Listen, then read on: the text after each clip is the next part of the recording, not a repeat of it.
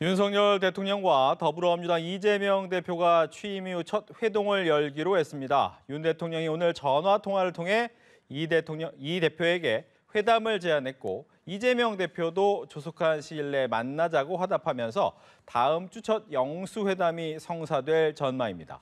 장기간 극한 대치 정국이 풀리고 여야 간 협치의 계기가 마련될지 주목됩니다. 자세한 정치권 이슈 살펴보겠습니다. 고성국 정치평론가, 김성환 시사평론가 나오셨습니다. 안녕하십니까? 어서 오십시오. 오늘의 첫 번째 이슈 화면으로 보시죠.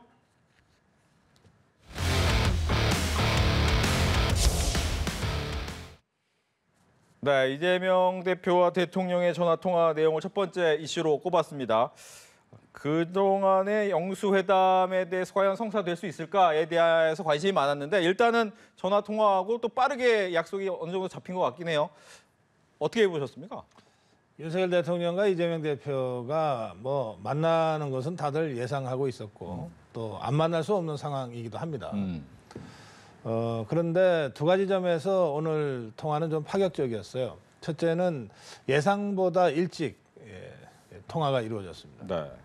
우선 지금 비서실 개편 문제라든지 여러 가지 풀어야 될 숙제들이 산적해 있어서 장고의 장고를 거듭하고 있다 그래가지고 이런 것들을 어느 정도 정리하고 나서 영수회담으로 가지 않겠느냐 다들 그렇게 전망했는데 대다수 사람들의 예상을 뛰어넘어서 일찍 영수회담에 물꼬를 텄고요. 두 번째는 통상 이른바 여야 영수회담 그러면 비서실장이나 정무수석이 야당 대표를 찾아가서 대통령의 뜻입니다 하고 전화하고 이러면서 회담 의제 형식 이런 거 조율하고 그러잖아요. 근데 그런 걸 다 건너뛰고 대통령이 직접 이재명 대표한테 전화했습니다. 그리고 다음 주에 만납시다 했고 또 이재명 대표도 화답했죠. 네. 그러니까 이 두 가지 점에서 상당히 파격적인 전화 통화였고 저는 이게 윤석열 대통령의 스타일이라고 생각합니다. 그래서 저는 다음 주에 회동이 이루어진다면 이번에 이런 파격적인 전화 통화를 통해서 정말 흉금을 다 털어놓고 이야기하듯이 그런 식의 회동이 됐으면 참 좋겠다. 그렇다면 두 사람 사이에 첫 술에 배부를 수는 없겠지만 일단 제대로 대화하고 소통하는 확실한 출발은 될 수 있지 않겠는가. 그런 좀 기대를 갖고 오늘 전화 통화를 받습니다. 예, 어떻게 보셨습니까? 이렇게 쉬울 걸 왜 그동안에 안 만났나. 그 생각이 제일 먼저 들었어요. 집권 2년이 다 되도록 대통령이 사실은 야당 대표를 만나질 않았잖아요. 이런 경우는 전례도 사실 없을 뿐더러 윤 대통령이 좀 고집스러운 모습처럼 비춰져서 소통이 잘 안 되고 있다 이렇게 국민들이 생각하시는 가장 큰 원인이 됐던 거라고 생각합니다. 근데 조금 좀 불안합니다, 저는. 왜냐하면 형식적인 측면에서 윤 대통령이 만약에 총선 참패 이후에 국무회의 모두 발언이 아니라 대국민 담화를 선택하거나 기자회견을 선택했더라면 그러면 당연히 기자들이 질문하지 않았겠습니까? 이재명 대표 만날 생각 있으십니까? 이렇게 물어보면 윤 대통령이 거기서 답을 해주면 되잖아요. 조만간 연락해서 만나겠습니다. 협치하도록 노력하겠습니다. 이렇게 얘기하면 될 건데 국무회의를 주재하면서 모두 발언으로 그걸 대체를 했단 말이에요. 그리고 사실은 총선 패배에 대한 자성의 목소리나 성찰이 없었다. 이런 따끔한 지책이나 비판을 받고 있는 상황이었다는 거죠. 근데 그리고 아흘해가 지금 지나서 야당 대표한테 물론 이제 제안하는 형식은 좀 파격적이다 이렇게 또 볼 수 있겠지만 또 그런 모습을 보였다고 하는 건데 또 오늘 마침 4.19 혁명 기념식이었잖아요. 그것도 야당 대표를 충분히 만날 수 있는 자리였는데 조조참배라고 하는 사실 들어보기 굉장히 어려운 방식의 이 기념식 참석을 안 하고 참배를 하는 이런 모습을 보였다는 거죠. 그랬더라면 만약에 오후에 이렇게 대통령이 야당 대표를 만나겠다고 파격적인 제안을 할 거라면 먼저 야당 대표하고 환하게 웃으면서 악수하는 장면을 연출하고 그 다음에 갔더라면 훨씬 더 대통령에 대한 평가도 좋아지지 않았을까. 근데 왜 이런 형식이 나오는가 이렇게 생각해 보면 좀 즉흥적이거나 뭐에 쫓기거나 원래 생각이 없었는데 마지못해 선택했다고 하는 것 같은 인상을 받는다는 거예요. 그런 면에서 앞으로 의제 조율이라든가 좀 구체적인 내용이 대화를 할 때도 마찬가지지만 좀 잘 진행이 될까 하는 그런 걱정이 좀 들기도 합니다. 네. 좀 전에 말씀하신 것처럼 충분히 만나겠다는 모습을 보여줄 만한 자리가 있을 수 있었는데 조금은 다른 의미였던 것 같다라고 보셨던 부분은 어떻게 생각하시는지요? 우리 김성환 평론가가 이제 그 조조 참배 신조어를 쓰셨는데 이게 대통령이 참석하면 대통령 행사가 됩니다. 그러면 경호부터 보안까지 모든 게 다 달라지거든요. 그래서 대통령이 작년으로 기억하는데 박정희 대통령 추모식에도 조조 참배라고 하는 걸 했어요. 그렇게 하면서 기왕에 계획됐던 추모식은 추모식대로 주최 측이 불편 갖지 않도록 이렇게 배려하면서 했어요. 저는 오늘도 그런 취지였다고 생각하고요. 지금 대통령이 이번 주에 거의 공식 일정을 하지 않았잖아요. 그러니까 장고의 장고를 거듭하고 있는 겁니다. 그게 단순히 비서실장 누구로 할까, 총리 누구로 할까 이 두 가지 문제 가지고 며칠씩 장고하겠습니까? 전국 전반에 대한 구상을 지금 계속 하고 있는 거거든요. 그 구상 중에 야당과의 관계 설정을 어떻게 다시 할 거냐라고 하는 문제는 어떤 면에서 가장 중요한 문제일 겁니다. 또 여당과의 관계 설정은 어떻게 할 거냐 또한 중요한 문제지만 사실 현실적인 정치역학 속에서 보면 야당과의 관계 설정이 제대로 되지 않고 여당하고만 뭐 당정대가 소통을 원활하게 한다고 해서 전국이 풀리는 건 아니잖아요. 그러니까 저는 이재명 대표와 만날 거냐 말 거냐, 만난다면 어떻게 만날 거냐, 언제 만날 거냐라고 하는 것은 지난 일주일간 대통령의 주된 고민이었을 거라고 생각해요. 그리고 마침내 결단 내렸고 결단 내리니까 바로 행동했다. 저는 그렇게 생각하고요. 그래서 기존에 이른바 대통령과 제1야당 간의 회동이 회동 때 보여줬던 그런 형식을 다 뛰어넘은 겁니다. 그러니까 이재명 대표도 전화해서 대통령님의 국정 운영에 당연히 협조해야죠. 라고 화답했잖아요. 그러니까 저는 이런 식의 정말 솔직하면서도 흉금을 터놓는 이런 식의 소통 방식이 나쁘지 않다고 봐요. 나쁘지 않다고 보고 왜 이렇게 쉬운 걸 진작에 못했냐 그러는데 정치라고 하는 게 원래 그런 것 아닙니까? 네. 정말 생각만 바꾸면 이렇게 쉽게 할 수 있는 일이지만 그러나 그걸 못했던 그동안의 저간의 사정들이 있지 않습니까? 그래서 저는 그걸 대통령이 훌쩍 뛰어넘었고 그리고 이재명 대표도 사실은 그동안 윤석열 대통령 공격하고 비판함으로써 야당 대표로서 그 자리를 지켜왔고 또 선거에 이겼어요. 그런데 이런 식으로 대통령과 정말 제대로 만나게 되면 이제는 국정 운영에 상당한 책임을 같이 나누어진다는 뜻이 있습니다. 그러니까 이제는 윤석열 대통령과 윤석열 정부를 비판만 해서는 그 온전하게 제1당의 대표 역할을 할 수가 없게 되는 상황으로 저는 진입했다고 봅니다. 네. 그런 상황들이 이재명 대표의 그런 발언으로도 나왔다고 저는 생각하거든요.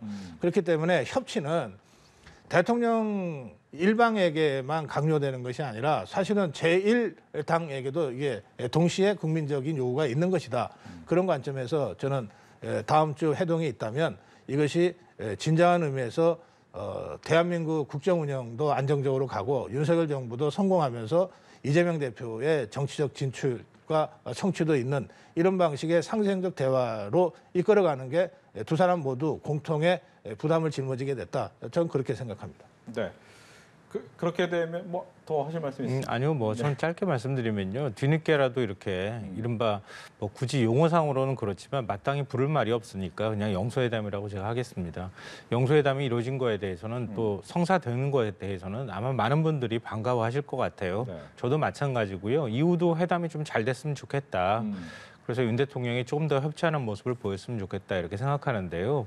다만 앞서 제가 지적한 부분은 윤 대통령에 대한 어떤 신뢰, 안정감에 관한 부분이에요. 그러니까 총선 참패 이후에 대통령이 그동안에 그러니까 일종의 이제 심판을 받은 거잖아요. 국정 운영이 좀 잘못됐다. 그러니까 다시 되돌아보라는 게 이번 총선의 의미라고 저는 생각하거든요. 그럼 윤 대통령이 이번 총선의 의미를 통해서 다시 되돌아보는 모습, 성찰하는 모습을 보이고 국정 기조도 좀 바꾸고 그리고 야당하고 적극적으로 협치를 통해서 뭔가 국정 동력을 다시 확보하는 그런 모습들을 그동안에 보여왔다면 네. 그러면 아마 이번 게 자연스럽게 아마 연결이 됐을 거예요. 근데 그렇지 않고 대통령은 내가 국정 기조는 지금 틀리지 않았다, 옳다 이렇게 지금 얘기를 했잖아요. 그러니까 다소 섬세한 부분이 좀 부족했다거나 아니면 소통이 좀 부족했다거나 이런 식의 태도를 취했다는 거예요. 당선인들하고 통화했을 때도 그런 얘기를 했다는 거 아닙니까? 근데 그때 만약에 대통령이 야당과 좀 더 큰 정치를 했으면 좋겠다라는 메시지를 적절하게 냈더라면 아마 이런 얘기를 안 들었을 거라는 거예요. 그럼 굉장히 자연스럽고 대통령이 오히려 더 지지율이 올라갔을 텐데 네. 그렇지 않았으니까 지금 어제 오늘 나온 여론조사가 대통령 지지율이 폭락하는 현상으로 나왔던 거 아닙니까? 그러니까 자꾸 뭔가 그때그때마다 선택하는 모습들을 보이는 게 아까 신뢰감, 안정감을 제가 말씀드렸던 것처럼 영수회담을 앞으로 하는 데 있어서도 뭔가 조금 불협화음이 생기거나 안 될 때 이게 계속 끌고 갈 수 있겠는가, 지속적으로 이루어질 수 있겠는가 하는 자꾸 의구심이 들게 만든다는 겁니다. 그런 일은 좀 없었으면 좋겠어요, 저도. 뭐 좋은 일에 참을 뿌리고 싶지는 않습니다만 자꾸 걱정을 하시니까 사실은 오늘 대통령과 제1당 대표의 전화 통화를 보면서 보수층 유권자들도 굉장히 걱정이 많았어요. 그 걱정은 예컨대 이런 겁니다. 누구 존경한다고 했더니 진짜 존경한 줄 알더라. 이게 이재명 대표의 발언이잖아요. 그러니까 이런 식의 발언을 이재명 대표가 그동안 한두 번 한 게 아니거든요.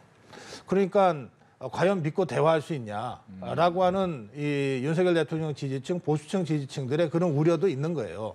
그래서 지금 김성한 평론가는 윤석열 대통령의 그동안의 국정 운영 스타일을 염두에 두고 이제 계속 이제 걱정과 우려를 하시는 거고 반대로 이재명 대표가 그동안 보여준 언행에 대한 보수층 유권자들, 국민들의 우려와 걱정도 동시에 있다는 겁니다. 그래서 이거는 어떤 면에서는 한 배를 탄 것과 같은 것이다. 그렇기 때문에 두 사람 다 대통령은 국정 운영을 안정적으로 하기 위해서 이재명 대표는 자신의 정치 행보를 제대로 열어가기 위해서 이번 기회에 서로 책임 있게 정말 진솔하게 생산적인 대화로 가야만 된다. 이 공동의 책임을 안게 됐다. 제가 그렇게 말씀드리는 겁니다. 알겠습니다. 지금 말씀하신 것처럼 이제 중요한 순간이잖아요. 근데 보통 앞서 파격이라고 얘기하셨지만 보통은 의제 설정을 이거 얘기하자라는 것이 정해지고 나서 만나는 경우가 굉장히 많단 말이에요. 근데 이 부분이 어떻게 될지 모르겠지만 일단 가장 먼저 나올 것은 민생인데 민생 외에 그러면 또 어떤 얘기가 나올 것인가 좀 이야기를 먼저 들어보죠.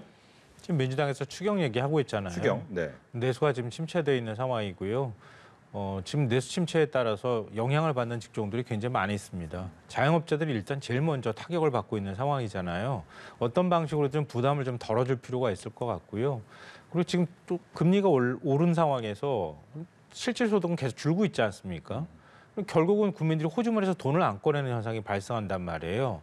어떤 방식으로든 좀 국내 경기에 좀 온기가 돌게 할 수 있는 방법이 무엇이 있는지 또 지금 대외 변수가 굉장히 많은 상황이잖아요. 이런 대외 변수들을 어떻게 우리가 잘 슬기롭게 극복해야 되는지 뭐 이런 게 다 총체적으로 민생 문제라고 할 수 있을 거고요. 그리고 지금 감세 문제나 이런 것들은 다 전부 지금 세법을 바꿔야 되는 거란 말이에요. 그리고 규제 완화 부분이나 이런 것들도 다 마찬가지인데 그런 것들에 관해서 좀 집중적으로 논의했으면 좋겠다 이렇게 생각하고요. 제일 1순위는 아마 좀 말씀드렸던 것처럼 추경일 겁니다. 그러니까 그건 뭐 지금 이제 25만 원 지원금을 지급하자 이렇게 민주당이 얘기하는 것도 얘기하는 거지만 그거 외에도 플러스해서 제가 말씀드렸던 것처럼 여러 가지 지원이 필요한 부분들이 있는데 그런 것들에 대해서는 좀 그동안의 건전재정을 강조하면서 사실 건전재정도 제대로 이루어지지 못한 상황인데 그런 부분에 대해서 좀 긴급하게 추경을 통해 가지고 내수를 조금 좀 부양시키는 작업을 좀 할 필요가 있겠다. 이게 민주당의 생각이라서 그 부분에 대한 대통령의 생각들을 아마 묻는 과정이 있지 않을까 생각합니다. 네. 김성환 평론가 말씀하신 그런 주제들이 다 다뤄질 건데요. 저는 이번에는 정말 제한 없이 대화가 이루어질 거라고 생각하고 또 그렇게 기대합니다. 그동안 이른바 대통령과 야당 대표 간의 회동은 다 사전에 형식 조율, 의제 조율하느라고 사람들이 왔다 갔다 했어요. 근데 그 과정에 이게 아주 부드럽고 물 흐르듯이 자연스럽게 조율이 잘 안 되거든요. 이건 빼자, 저건 넣자 이런 식으로 하다 보면 조율 과정에서 오히려 불협화음이 더 커졌어요. 그리고 나서 회동이 있고 그 다음에는 회동 다음에 서로 딴소리하고 그래서 회동 전보다도 더 전국이 거칠어지기도 하고 이런 경우는 우리가 많이 갖고 있습니다. 저는 이게 이제 윤석열 대통령 스타일일지 어떨지는 모르겠는데 이런 식의 조율 과정을 이번에는 거치지 않을 거라고 저는 생각합니다. 또 지금 이걸 조율을 한다면 대통령 비서실장이나 정무수석이나 정책실장이나 이런 사람들이 조율할 수밖에 없는데 지금 이 사람들 다 사의를 표명한 상태예요. 그렇죠. 사의를 표명한 사람들한테 그거 조율하라고 할 수는 없는 것 아니겠습니까? 예, 그래서 이렇게 시점을 일반의 예상을 뛰어넘어서 앞당기고 직접 대통령이 전화를 했다는 것은 일체의 그 제한 없이 모든 얘기를 다 하자. 그리고 한 번에 다 얘기 못하면 자주 만나자. 밥도 먹고 차도 마시고 이런 식으로 대통령이 지금 얘기하고 있지 않습니까? 예, 그러니까 저는 이번에 제한 없이 이재명 대표가 중요하다고 생각하는 걸 다 얘기할 수 있도록 그리고 윤석열 대통령도 제1당 대표 국회 절대 다수 의석을 갖고 있는 제1당 대표한테 하고 싶은 얘기가 한둘이 아니지 않겠습니까? 그런 이야기들을 거의 기탄 없이 서로 할 거다. 이게 그 자리에서 꼭 무슨 합의를 봐서 뭐 커뮤니케 발표하듯이 그렇게 조급하게 할 이유는 아니다. 네. 앞으로 자주 만나자, 뭐 밥도 먹자, 술도 먹자 이렇게 됐으니까요. 차도 마시자 그랬으니까 저는 제한 없이 일단 만나는 것이 중요하다. 그리고 서로가 하고 싶은 얘기를 다 털어놓는 그런 회동이 됐으면 좋겠다. 그렇게 생각합니다. 근데 보통 우리는 그런 회동이 됐으면 좋겠다고 늘 바라는데 잘 안 되잖아요. 그게 참 쉬운 일이 아니고요. 그리고 대통령하고 야당 대표하고 만난 다음에 그 다음에 회동이 계속 이어진 경우도 그렇게 많지는 않았어요. 그래서 윤석열 대통령이 계속 만나자 이렇게 파격적으로 뭔가 태도를 취한다면 또 여러 가지 가능성이 남아있긴 하지만 네. 현재로서는 일단 첫 단추를 좀 잘 깨야 되지 않을까. 이건 사실 제가 아까부터 너무 걱정하는 말씀을 좀 드리는 것 같아서 죄송스럽긴 한데요. 그러니까 의제 설정은 아마 필요할 겁니다. 기탄 없이 얘기한다고 해서 지금 특검법 얘기까지 다 꺼낼 수는 없을 거 아니에요. 근데 그렇게 해버리면은 사실 여당 대표를 여당의 존재를 뛰어넘게 되는 거기 때문에 오히려 대통령실에서도 상대적으로 부담스러운 측면도 있을 거라고 생각합니다. 그러니까 일단 국민들이 가장 바라는 부분은 경제 민생과 관련돼 있는 부분, 당면한 문제들을 어떻게 잘 슬기롭게 극복할 거냐 이런 거니까 처음에 회동 주제는 그런 쪽에 조금 더 집중했으면 좋겠다. 그리고 민주당이 제안을 했던 것처럼 여야정 협의체를 가동하는 형태를 통해서 계속 지속적으로 뭔가 국정 의제들을 조율하는 과정을 밟았으면 좋겠다 이렇게 보이고요. 또 하나 제가 좀 관심을 갖는 부분은 이겁니다. 그러니까 그 총리하고 비서실장이 자꾸 지금 하마평에 오르고 있는데요. 인사를 지금 못 내고 있는 상황이잖아요. 그러니까 정확한 속내는 사실 알기는 어렵지만 제대로 된 인사를 못 찾고 있는 상황이기도 하다는 생각이 들어요. 근데 야당하고 협치 제안이 없는 상황에서 뭐 예를 들면 거국내각이든 이런 게 없는 상태에서 이른바 박영선 총리, 양정철 비서실장 헐이 흘러나왔단 말이에요. 그러면 이재명 대표를 이제 만나게 되는 거잖아요. 그러면 윤 대통령이 과연 어느 정도까지 야당하고 협치할 거냐. 여기에 따라서 비서실장과 총리 그림이 달라질 수도 있지 않겠는가 이렇게 생각이 되고요. 좀 빠르면은 이번 주말에도 비서실장이 인선이 발표될 가능성이 있다 이렇게 지금 보도가 되고 있는데 이재명 대표하고 만났을 때 차라리 야당이 반발할 수 있는 인사를 비서실장으로 대통령은 임명하고 싶은 욕심도 아마 있을 거예요. 왜냐하면 제일 믿을 만한 사람을 임명하고 싶지 않겠습니까? 비서실장은. 그렇다면 이재명 대표에게 비서실장 임명이나 총리 임명에 관해서 양해를 구한다거나 이런 과정을 밟으면 확실히 그 총리 인선까지 갈 때 가는 야권의 반발이나 이런 것들을 좀 줄이는 효과로 이어지지 않을까 그런 부분까지 좀 논의가 진척됐으면 좋겠다 이렇게 생각합니다. 예, 저는 그럼에도 불구하고 네. 의제 제한 없이 첫 만남이 이루어지는 것이 필요하다고 생각합니다. 이를테면 윤석열 대통령 입장에서는 제1당 대표에게 이를테면 지금 급박하게 흘러가고 있는 중동 정세가 실제로 어떻다 이런 얘기 문제의식 공유하고 싶지 않겠어요? 또 선거 결과에도 불구하고 한미 관계나 한미일 삼각안보 체제는 계속 가야만 되는 여러 가지 이유에 대해서도 얘기하고 싶어 하지 않겠습니까? 이를테면 그런 것들은 의제에서 빼자 그래버리면 대통령으로서는 책임 있는 제1당 대표와 꼭 공유하고 싶은 얘기들을 못하게 되는 것이니까 저는 이 얘기를 윤석열 대통령이 진짜 하고 싶은지 어떤지는 좀 모르겠습니다. 그러나 의제 제한 없이 다 하자는 데는 그런 뜻까지 포함되어 있는 것이고요. 그다음에 저는 언론이 좀 다소 앞서가는 바람에 네. 이게 막 투톱이 돼버렸는데 비서실장과 국무총리가 언제부터 투톱이었습니까? 아니 비서실장은 대통령의 비서에 불과하잖아요. 그렇죠. 그게 청문도 안 하잖아요. 임명하면 되죠. 그러니까 뭐 당의 대표와 원내대표가 투톱이다. 우리는 이렇게는 이제 관행적으로 부릅니다. 총리와 비서실장이 어떻게 투톱이 됩니까? 그런데 이걸 투톱이라고 엮어놓으니까 마치 한꺼번에 해야 되는 것처럼 그리고 이걸 조합을 맞춰야 되는 것처럼 이렇게 좀 앞서가고 있다고 생각합니다. 전혀 다른 차원의 문제고 프로세스도 완전히 다르지 않습니까? 총리 지명해서 청문 거친 다음에 국회 동의 절차 거쳐서 임명되는데 2달이 걸릴지 6달이 걸릴지 모르는 것 아닙니까? 그러나 비서실장은 내일이라도 임명하면 하는 것 아닙니까? 그래서 저는 이 부분은 단계적으로 갈 수밖에 없다. 당은 원내대표를 먼저 뽑고 당대표를 뽑는 전당대회를 당의 시간표에 맞춰서 할 수밖에 없고 장관과 총리는 국회 일정에 맞춰서 할 수밖에 없어요. 지금 5월 29일이 지금 국회가 이제 끝나는데 끝나고 물러날 사람들한테 새 장관이나 새 총리를 동의해달라 하는 것도 이상하잖아요. 어차피 할 거라면은 22대 국회가 들어서서 새 국회에서 새 총리 임명을 받는 것이 서로가 당당하지 않습니까? 그러니까 이것도 상당한 시간이 걸리는 일이라고 저는 생각합니다. 반면에 제일 급한 건 비서실이죠. 네. 그래서 저는 비서실 인선부터 할 거라고 보는데 사실 비서실 인선과 관련해서는 야당에서 생각이 있고 추천할 수는 있지만 사실 간섭하기가 쉽지 않거든요. 이건 비서에 대한 인사니까. 저는 그래서 뭐 총리 인선을 둘러싸고 이런저런 대화가 오갈 수는 있겠습니다만 그러나 비서실장 얘기까지 가는 것은 이건 서로가 또 아무리 흉금을 터놓고 얘기한다 하더라도 네. 지켜야 될 선들이 있는 겁니다. 예. 저는 그래서 인사 문제에 관련해서는 그렇게 뭐 정말 깊은 대화가 나눠지거나 이러기 어렵다. 그리고 특히 총리 인선은 국회 동의 절차가 있고 새 국회 원구성이 어떻게 구성되는가에 대한 지난한 협상 과정이 기다리고 있어요. 이것은 아무리 제1당 대표라도 이재명 대표 혼자서 이러니 저러니 얘기하기 어려운 부분들이 있습니다. 네. 상황이 어떻게 되어가는 것을 지켜봐야 되는 부분들이 있기 때문에 그런 점들을 생각한다면 좀 너무 앞서가는 것은 조금 자제하는 것이 좋겠다. 그런 말씀도 좀 드리고 싶습니다. 비서실장 문제가 나온 거는 조금 더 오해가 있는 것 같은데요. 왜냐하면 말씀하신 게 맞습니다. 그러니까 총리 문제도 역시 마찬가지고 비서실장도 대통령하고 가장 가까운 사람이 임명되거나 그 정도로 믿을 만한 사람이 보통은 임명돼 왔으니까요. 근데 지금 비서실장에 관심을 갖는 이유는 총선 참패 이후에 비서실장을 임명한다는 게 하나가 있고요. 또 하나는 윤석열 대통령의 독특한 국정운영 스타일 때문입니다. 그러니까 이번 총선에서 국민들이 왜 그러면은 야당한테 192석이라고 하는 의석을 몰아줬느냐.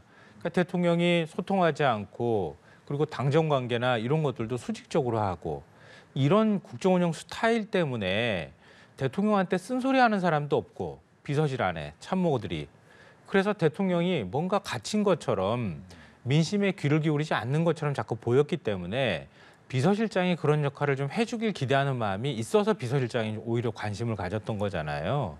그러니까 비서실장은 그냥 대통령하고 가깝기 때문이 아니라 네. 대통령하고 진짜 흉공 없이 얘기를 나눌 수 있고 좀 쓴소리하면서도 일종의 레드팀 역할을 할 수 있는 비서실장이 있으면 좀 더 국정이 안정될 거라고 하는 기대감 때문에 비서실장 인선을 관심을 갖게 된 거고 또 야권에서도 그러니까 지나치게 대통령 말만 듣기 좋은 말만 할 것 같은 사람에 대해서 비판적인 얘기들을 해오는 거 아닌가 그렇게 생각합니다. 알겠습니다.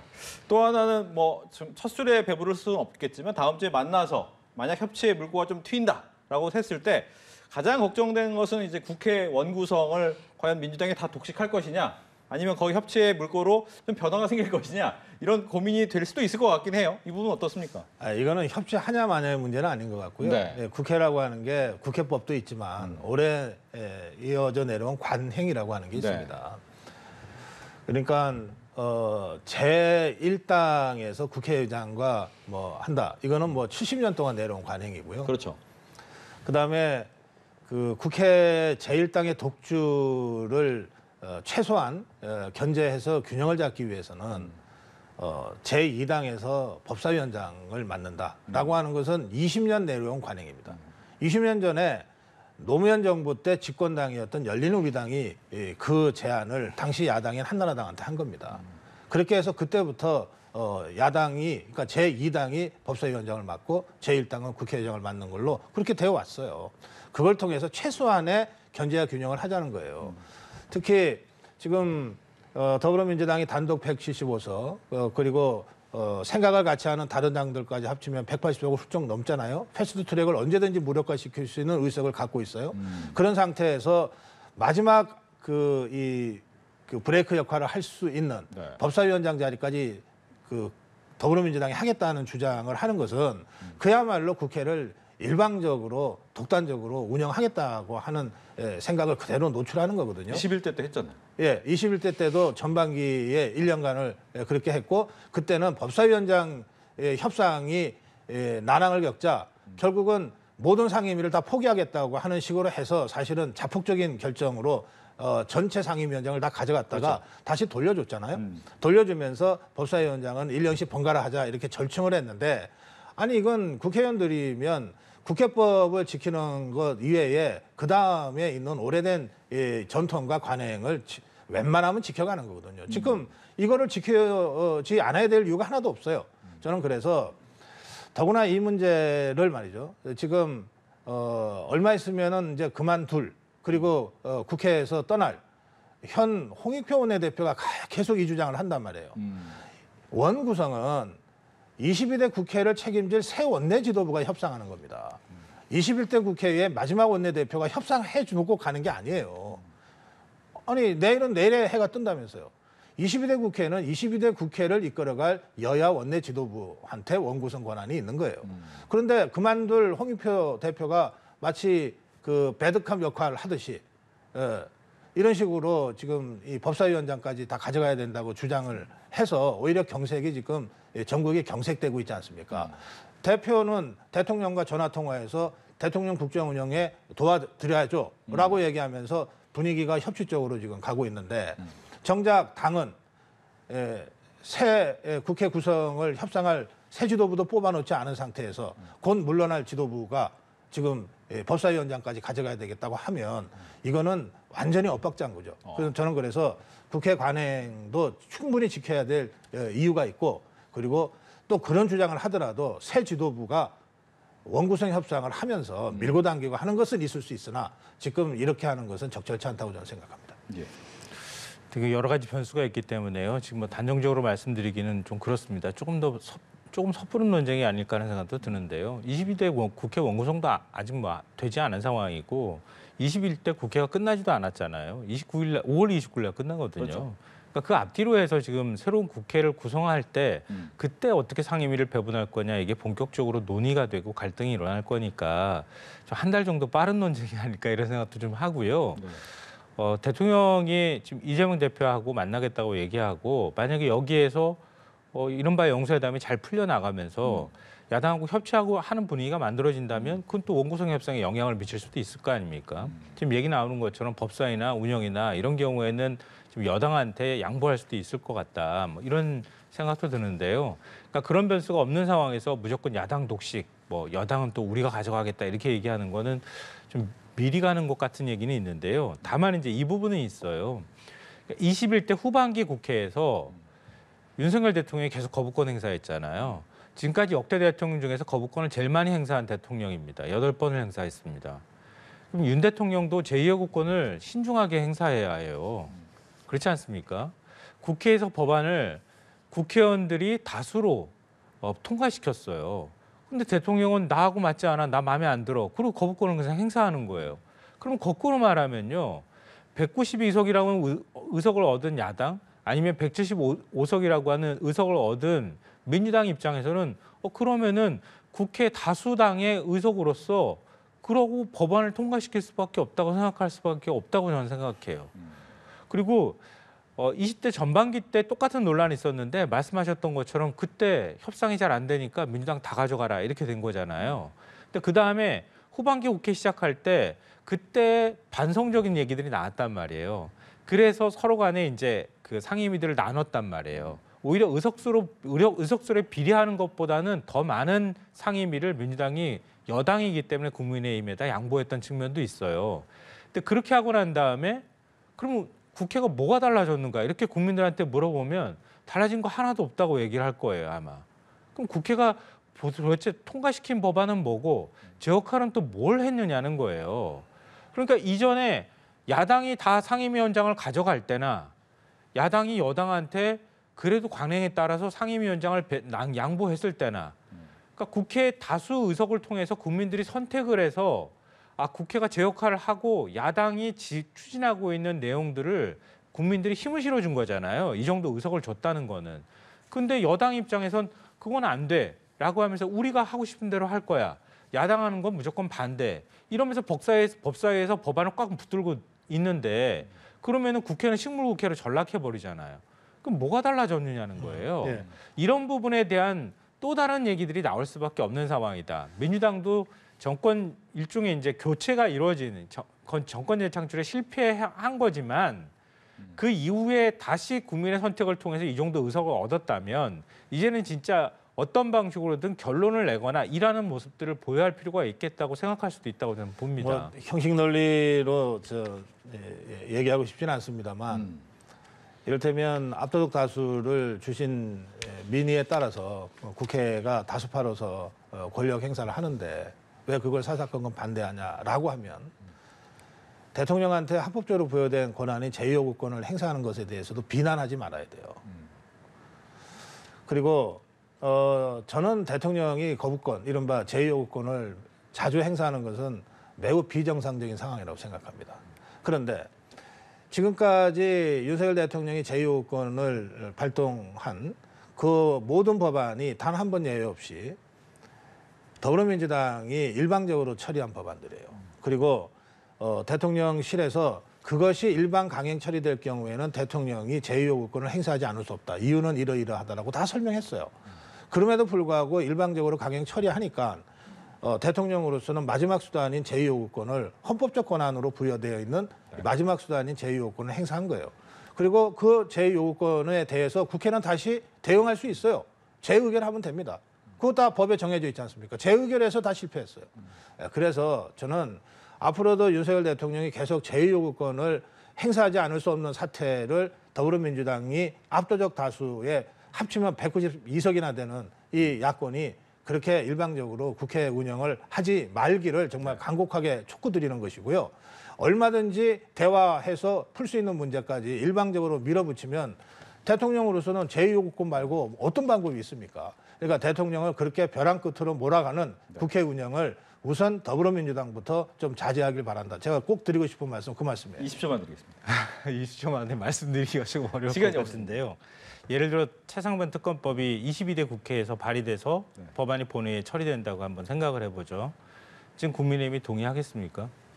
국민의힘 민의는 제가 볼 때는 아마 제 생각에 동의하는 분들이 전 많을 거라고 믿고 있는데요. 최상변 특검법 통과시켜야 된다고 믿는 국민들이 저는 많다고 생각해요. 근데 여당 입장에서 불편하다고 이게 수사 대상이 대통령까지 간다고 해서 그냥 우리는 협상 응하지 않겠다고 법사위에서 통과 안 시키는 겁니다. 그렇게 하면 어떻게 하면 좋습니까? 그러면 국민의 민의하고 다른 거 아닙니까? 지금 총선에서 그럴 그런 경우에 문제들이 벌어진다는 거예요. 예를 국회법상 들면 패스트트랙이라고 그렇다는 하는 제도도 있고 다 있잖아요. 그리고 더불어민주당이 그 권한을 다 행사해서 여기까지 왔지 않습니까? 그럼 지금 이미 부의가 돼 있으면은 지금 표결해가지고 대통령이 받아들이면 되잖아요. 지금도 안 된다고 하잖아요. 알겠습니다. 아니, 그거는 대통령의 권한이라는 거예요. 그러니까 지금 형식 논리로 이렇게 문제를 풀기 시작하면 이 서로 간에 다 주장할 말이 있는 거예요. 그래서 제가 아까 드린 말씀은 더불어민주당이 압도적 다수를 갖고 있는 제1당으로서 책임 있게 국정의 책임을 나눠 갖는다는 자세로 대화를 충분히 해가면서 이 문제를 풀 책임도 더불어민주당한테 있다는 말씀을 제가 드리는 거예요. 알겠습니다. 이렇게 해서 정치권 이슈 두 분과 함께했습니다. 오늘 얘기 잘 들었습니다. 고맙습니다. 네, 고맙습니다.